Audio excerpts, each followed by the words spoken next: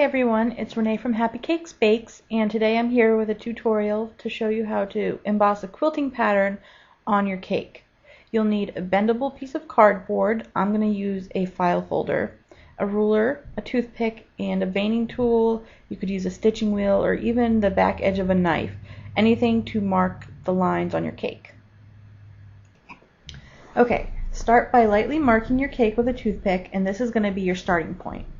Then I make a makeshift tool with a ruler. You can see I tape the toothpick to the 1-inch mark, but you can feel free to use whatever measurement suits the look you're after, 1.5 inch, 2 inch.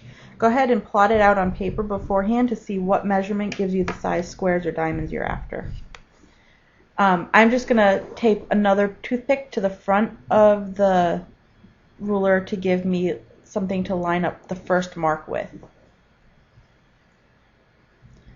Just line it up, and the first toothpick is taped slightly back so it doesn't touch the cake again. And now you have a little tool to go around and make 1-inch marks, or whatever size you want. Go ahead and do this around the circumference of the cake.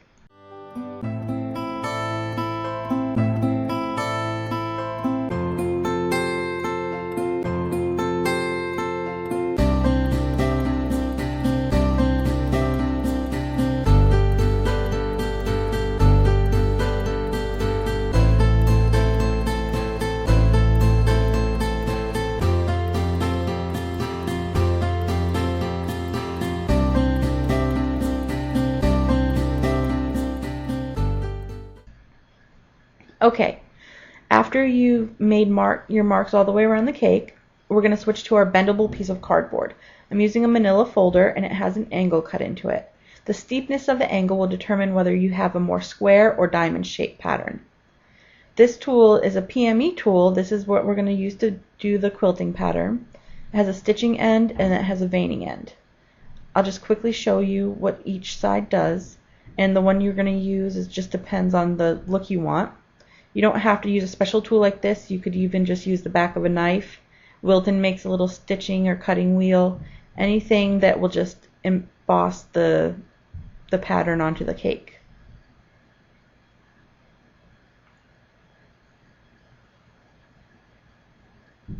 So that's the stitching, and you can see it looks like little stitch marks.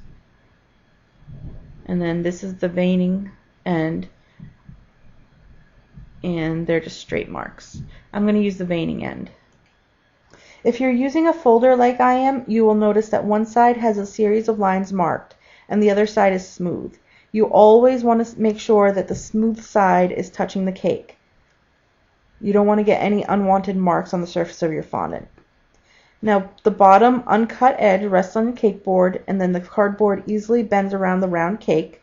Line it up to your first mark, and they're just going to trace the line with your tool like you would with a pen or a pencil.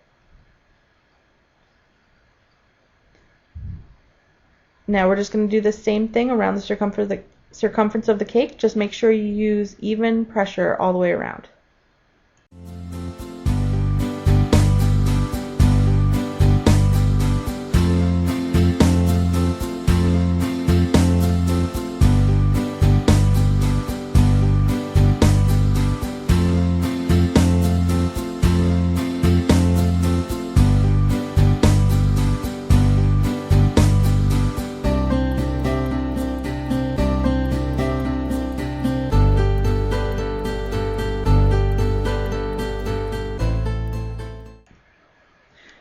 Okay, now I've got my lines all marked going in one direction.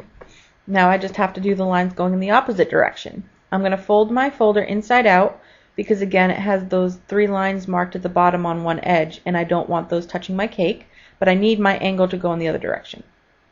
So the smooth side against the cake, the flat straight edge against the board, I'm going to just line up to my mark again and do the same thing I did before, just going in the opposite direction all the way around the cake.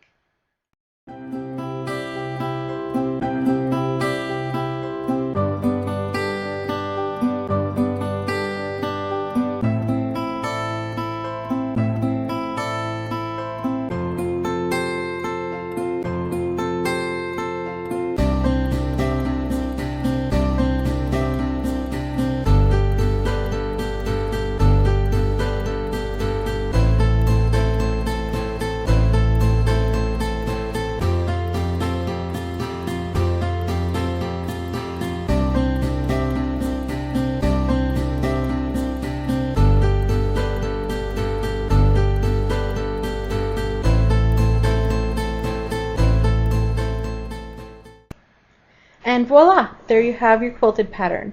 I love this technique because you can vary the pattern you get based on how far apart your marks are and how steep your angle is without having to get multiple quilting tools or impression mats. So I hope you enjoyed this tutorial, and thanks for watching.